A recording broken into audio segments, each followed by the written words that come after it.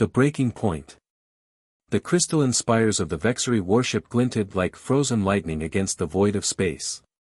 Commander Elena Rodriguez stood at attention in the docking bay of the Earth Defense Force vessel Resilient, watching as the alien delegation emerged from their shuttle.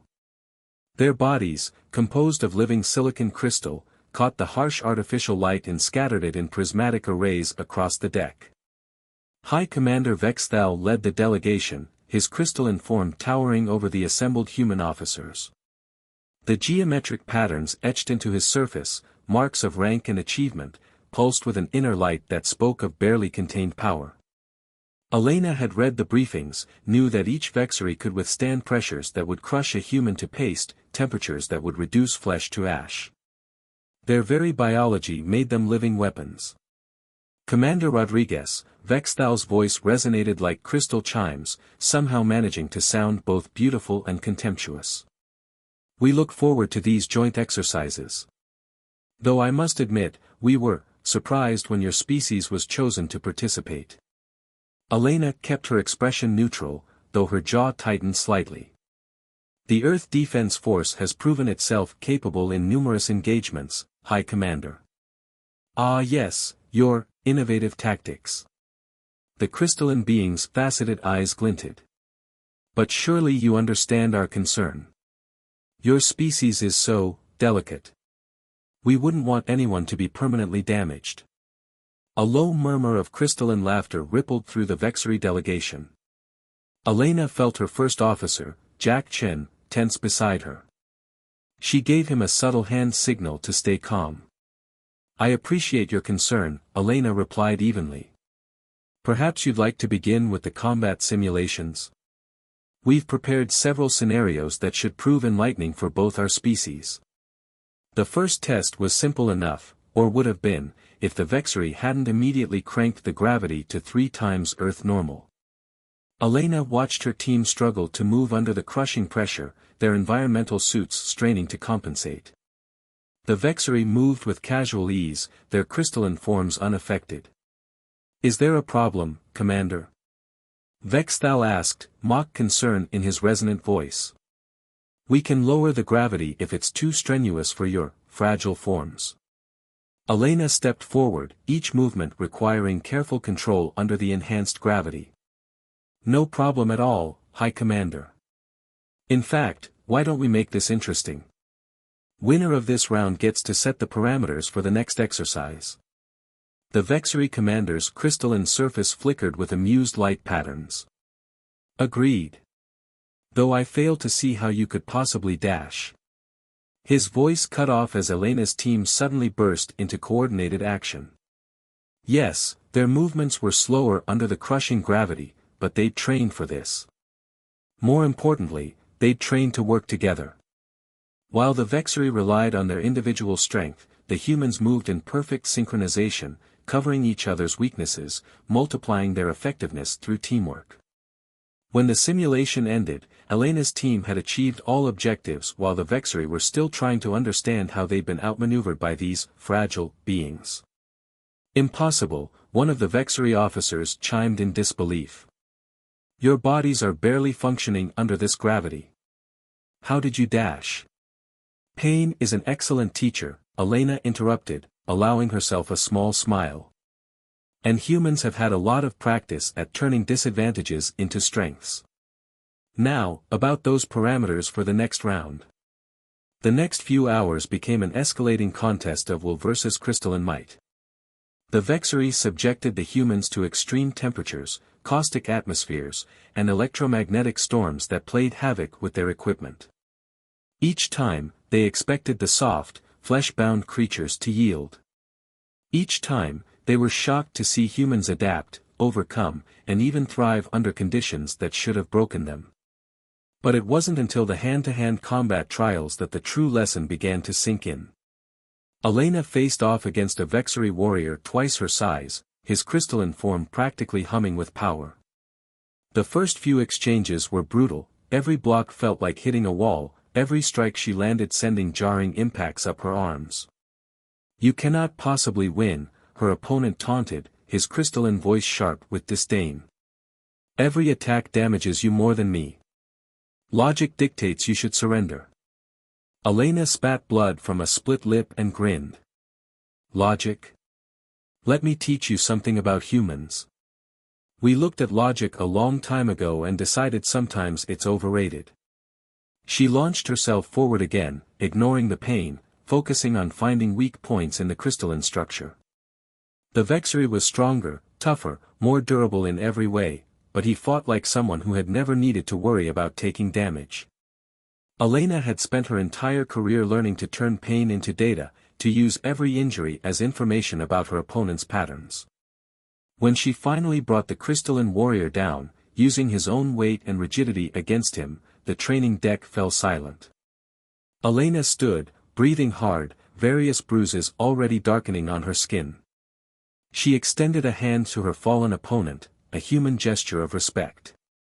Your bodies are beyond fragile, the Vexary warrior said, staring at her offered hand. You bleed, you bruise, you break so easily. How can you continue fighting? Because that's what humans do, Elena replied simply. We continue. Pain, fear, exhaustion, they're not weaknesses. They're tools. They tell us our limits, and then we decide to push past them anyway. The day ended with both sides nursing their wounds, physical for the humans, pride for the Vexary. As Elena watched the alien delegation board their shuttle, Vexthal approached her one final time. We may have miscalculated, the High Commander admitted, his crystalline surface dimmed with what might have been humility. There is much about strength we had not considered. Elena nodded. Tomorrow's exercises should be interesting then. After all, true strength isn't about being unbreakable.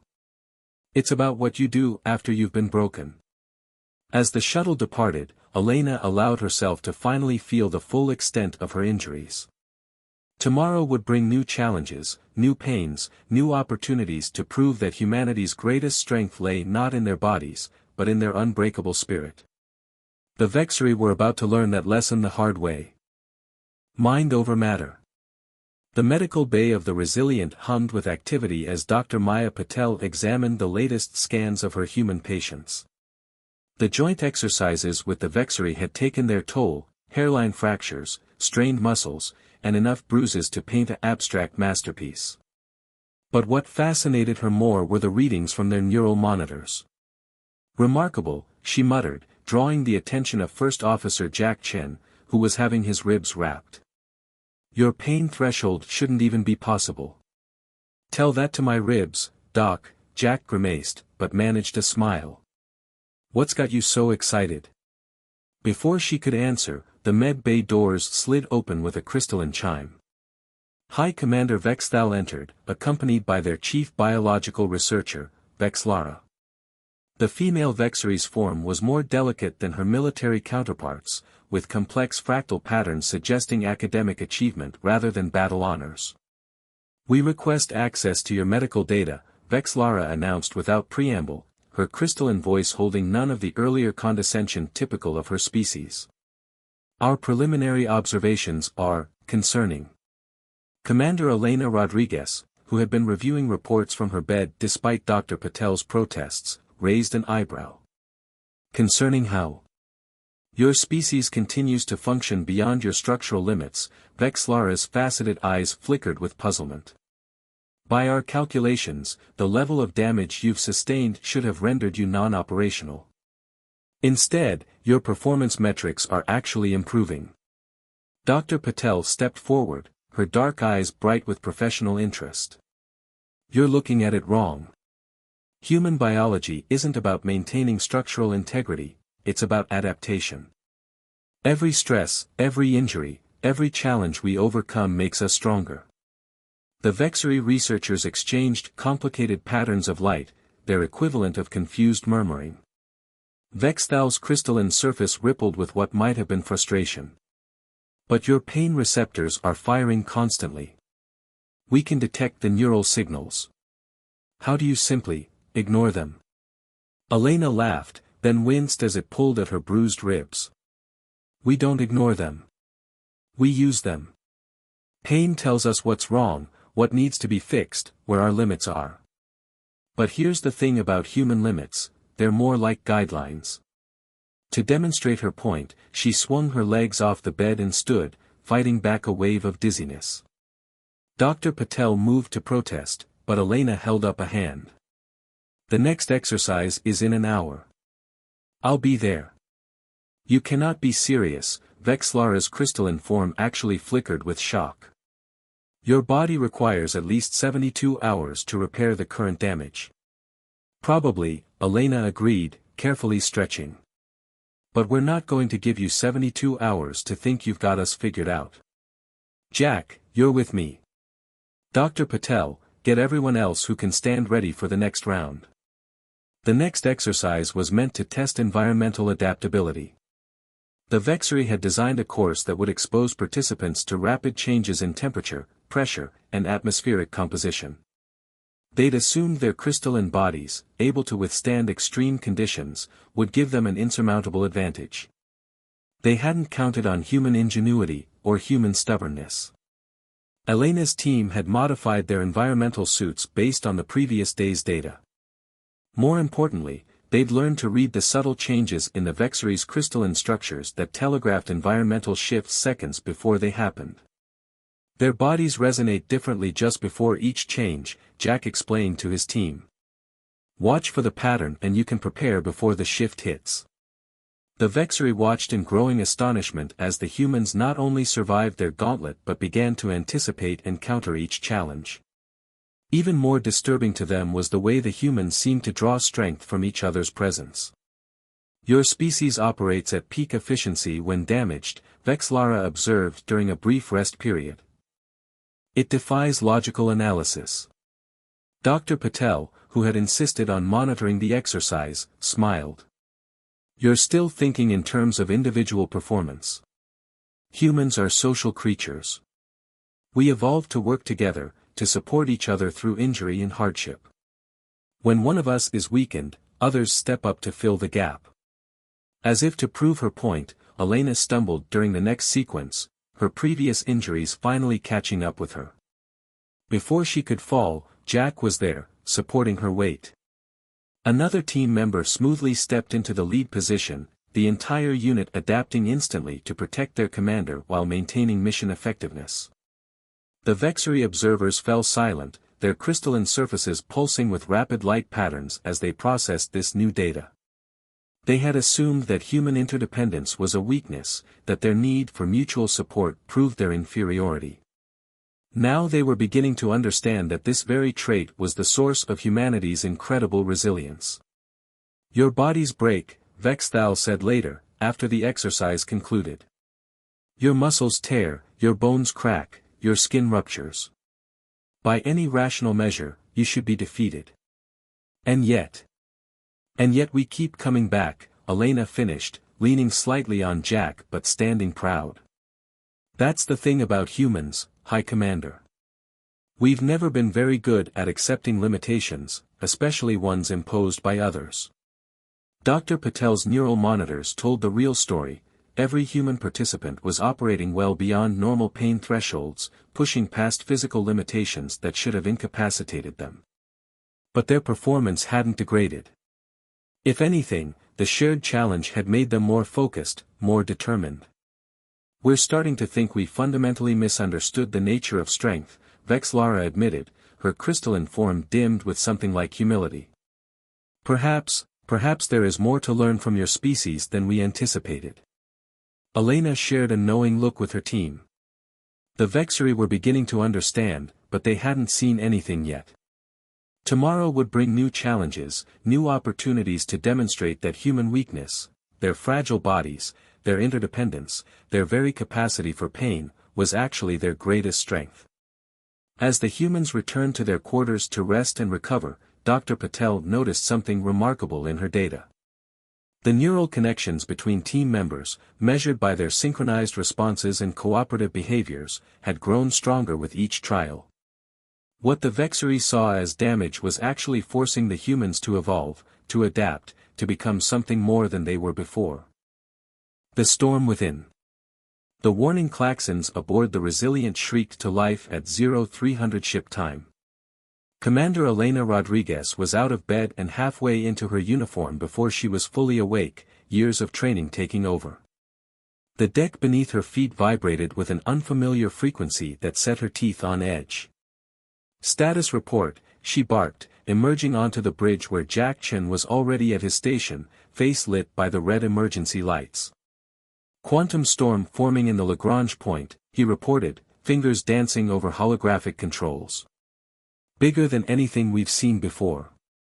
And ma'am, the civilian station Harmony Point is right in its path." Elena's blood ran cold. Harmony Point housed over 10,000 civilians, scientists, traders, families. The station's quantum shielding was designed for normal space weather, not something of this magnitude. The bridge doors chimed open, admitting High Commander Vexthal and several of his officers. Their crystalline forms pulsed with agitated light patterns. "We've detected the anomaly," Vexthal announced. "Our calculations suggest the station's shields will fail within 2 hours. The structural integrity of their habitat ring will not survive the quantum fluctuations." "Evacuation?" Elena asked, already knowing the answer. "Impossible in the time frame," Jack responded. "Even with both our ships, we couldn't get everyone out before the storm hits." The Vexery officers exchanged complex patterns of light. "The logical course is to withdraw to a safe distance," one of them suggested. "The loss of life is regrettable, but intervention would risk both our vessels." Elena felt her jaw tighten. "Not an option. Those are civilians out there. Children. Your emotional attachment is admirable but irrational," Vexthal's voice resonated with what might have been genuine sympathy. "The risk-reward calculation dash. To hell with your calculations." Elena's fist slammed down on the command console. "Jack, get Dr. Patel up here. And contact the station, I want to know exactly what we're dealing with." The next hour was a blur of activity. Dr. Maya Patel arrived with Vexlara in tow, both of them poring over quantum field data. The station's chief engineer, a woman named Hannah Wells, provided a grim assessment of their situation. "Our main quantum dampeners are already at 200% capacity," Hannah's hologram flickered with interference. "We've got backup systems, but they weren't designed for this kind of strain. When they fail..." She didn't need to finish the sentence. Elena watched the storm on the main viewer, a roiling mass of quantum energy that defied normal spacetime. Beautiful, in a terrifying way. The kind of beauty that killed. What if we could strengthen their dampening field? Dr. Patel suddenly asked, turning to Vexlara. "Your crystalline structure, it naturally absorbs and channels quantum energy, doesn't it?" The Vexery scientist's surface flickered with surprise. "Yes, but, you cannot be suggesting." "We could position the Vexery ship between the station and the storm," Elena caught on immediately. "Use your natural properties to help disperse the quantum surge." "Impossible," Vexthal's voice rang sharply. "The energy levels would cause extreme pain even to our kind. We would be conscious and aware of every moment of quantum disruption. No Vexery would volunteer for such dash." "I'll do it," a quiet voice interrupted. Everyone turned to see Vexlara step forward, her crystalline form pulsing with determined light. "The theoretical models suggest it could work. With the right positioning, we could reduce the quantum flux enough for their shields to cope." "You would endure that level of pain?" "For aliens?" one of the Vexery officers demanded. "I'm beginning to understand," Vexlara replied, glancing at the humans. "Sometimes pain has purpose. Sometimes it's worth enduring for something greater than ourselves." The next 30 minutes were a carefully choreographed dance of ships and calculations. The Vexery vessel moved into position, its crystalline crew already showing signs of distress from the quantum interference. The Resilient took up a support position, ready to provide emergency power to the station's shields. "Quantum surge in 3 minutes, Jack reported, his voice tight with tension. Elena opened a channel to the Vexery ship. "High Commander, your people don't have to do this. We can try dash. We have made our choice, Commander, Vexthal interrupted, his voice distorted by pain but firm. Perhaps it is time we learned something about human strength. The storm hit like a hammer of distorted spacetime. On the Vexery ship, crystalline beings screamed as quantum energy coursed through their bodies. But they held position. On the station, shield generators howled in protest but remained functional. The Resilience hull creaked under forces it was never designed to withstand. Through it all, humans and Vexery worked together, each compensating for the other's weaknesses. When Vexery officers began to crack under the quantum pressure, humans talked them through the pain, teaching them the techniques they'd learned through generations of enduring the unendurable. Focus on why you're doing this, Elena's voice cut through the chaos, broadcasting to both ships. Every moment of pain is another life saved. Every second we hold is another child who gets to grow up. This is what human weakness looks like, we feel everything, every moment of agony, every life at stake. And we use it. We turn it into strength. Hours later, when the storm finally passed and the casualties were counted, both species had to reevaluate their understanding of strength. The Vexery had discovered that their crystalline immunity to normal pain had left them unprepared for true suffering, and that humans had much to teach them about enduring the unendurable. In the station's medical bay, Dr. Patel treated Vexery officers for quantum fractures while Ellen visited the survivors. She found Vex Lara staring out a viewport, her crystalline form still showing stress patterns from the ordeal. "How do you do it?" the Vexery scientist asked quietly. "How do you live with this constant awareness of pain, of mortality, of loss?" Elena joined her at the viewport, her own body aching from the strain of the past hours. "We don't just live with it," she replied. "We live because of it. Pain reminds us we're alive. Fear shows us what's worth protecting. Loss teaches us what matters most." Vex Lara was quiet for a long moment, her surface rippling with thoughtful light patterns. "We thought ourselves superior because we could not be broken," she finally said. "We never understood that being broken, and choosing to continue anyway, could be an even greater form of strength." The quantum storm had passed, but its effects would ripple through both species for generations to come. The Vexery had begun to learn that true strength wasn't about being invulnerable, it was about what you were willing to endure for something greater than yourself. And humanity? They had shown once again that their greatest weakness, their capacity for pain, fear, and loss, was also their greatest strength. Because it gave them something worth fighting for. Shattered perceptions.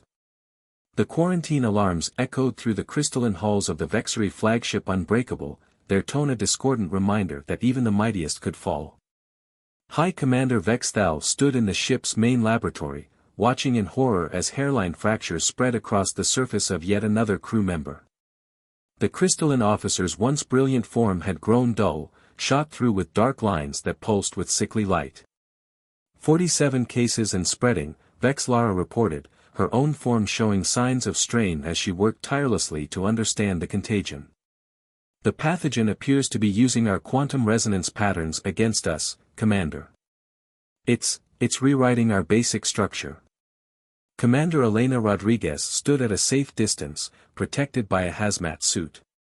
The Resilient had responded to the Vexery distress call hours ago, but even Earth's advanced medical knowledge seemed inadequate against this new threat. "Dr. Patel has analyzed the samples," Elena said, watching another Vexery officer succumb to the spreading fractures. "The pathogen isn't like anything we've encountered before.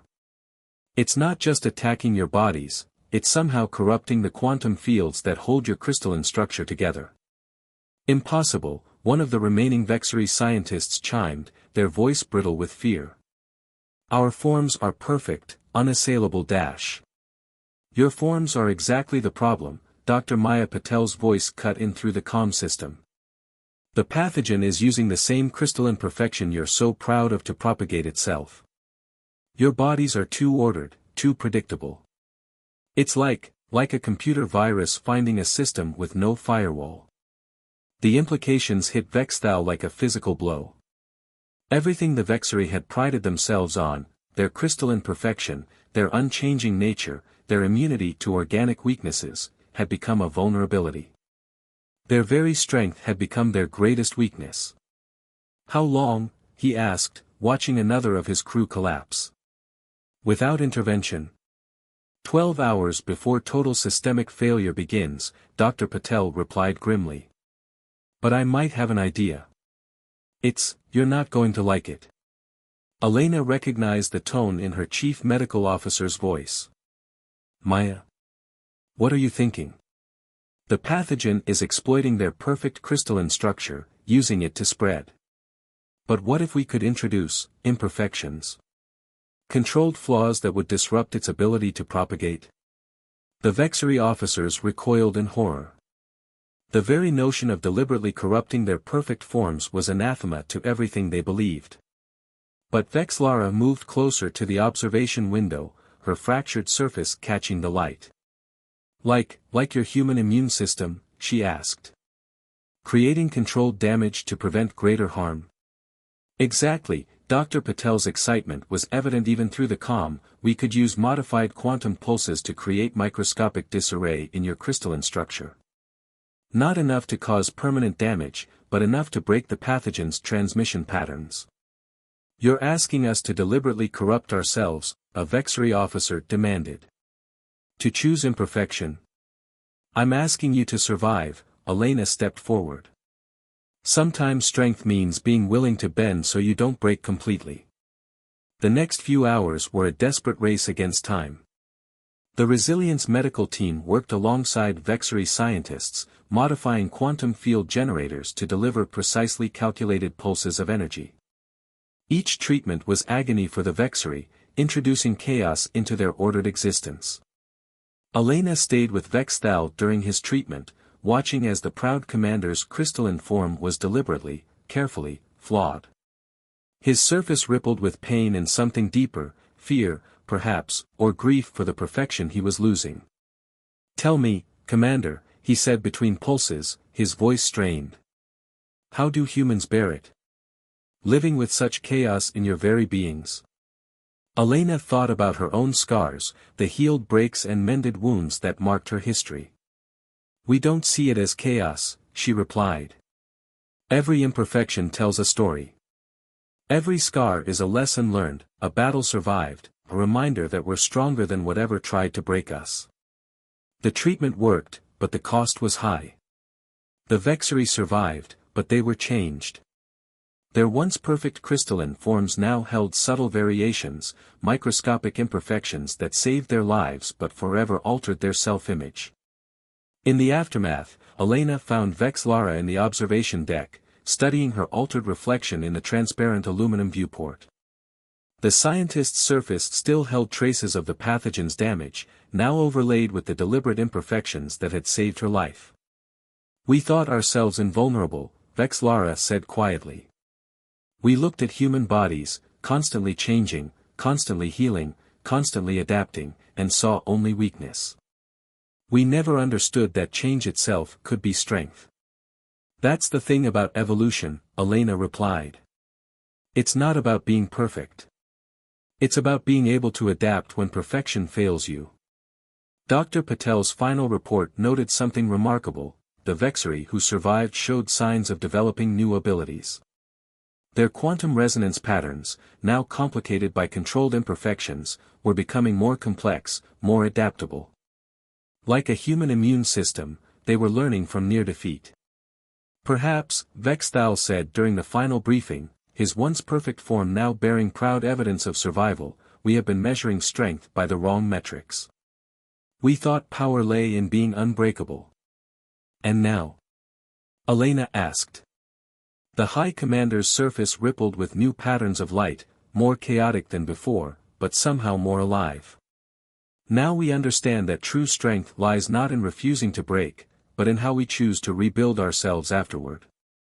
As the Resilient prepared to depart, Elena received an unexpected message from the Vexery High Council. They requested that the joint training exercises continue, not to test human weakness, but to learn from human resilience. The species that had once laughed at human frailty now sought to understand the strength found in imperfection. Unity forged in fire.